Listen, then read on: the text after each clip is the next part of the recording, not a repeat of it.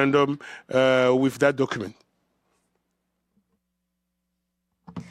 All right, I will take on your question, Jeff, about the issue of the Togolese government labeling us as agitators and stuff like that. There's one very interesting thing about the government of Togo is that they have been unable to create jobs for the majority of the youth in Togo, but I myself have been so lucky. I've held so many positions. You know, I've been a prostitute, a porn star, a terrorist. Like I wake up every day, I have a new job.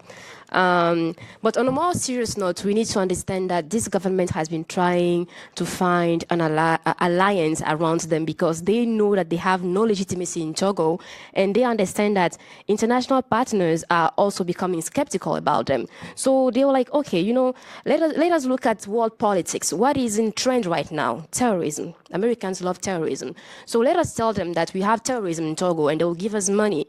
Okay, so let us tell them that the reason why the protest started is because they don't like Israel and we like Israel. So we voted for Israel. So as a result, the Americans will support us. So they are trying to instrumentalize world politics right now to push their agenda. And they're trying to manipulate world leaders into believing that we have an ethno-religious conflict in Togo when never in our history have we ever had any religious or ethnic conflict in Togo. So what they are selling to the American government through lobby firms they have hired is an attempt to kind of like explain why they are needed in the region, because Fonya Simbe knows that the trend is that in the whole region is we serve 2 times you go, because Togo is the only country that doesn't have term limits right now in the ECOWAS. But he needs to sell an agenda and say that, hey, I am very important. I am important because I'm fighting terrorism. Can't you see we have terrorism in Togo? Farida Nabourema is killing people. So we need to make sure we get rid of terrorists. So I need to stay here till I die to make sure that Togo doesn't fall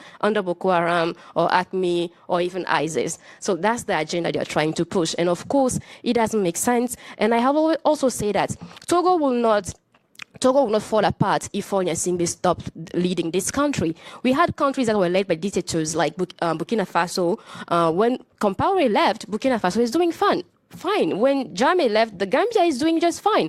But when you look at other countries where dictators remained in power and had to be removed through rebellions and coups, like in the DRC, for example, there has been war there ever since. So do you want to hijack the future of Togo to support an illegitimate government that is not even able to meet the basic needs of their people? The answer is definitely no.